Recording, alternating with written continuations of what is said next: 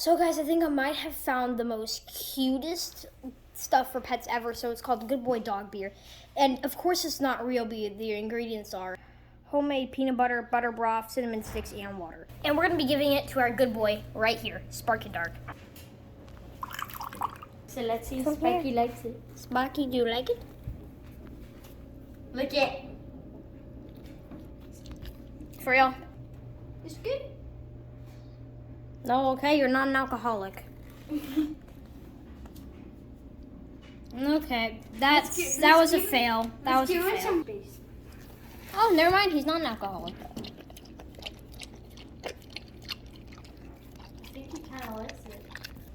So yeah, I recommend this for your dogs. It's very just adorable. I love it. So yeah.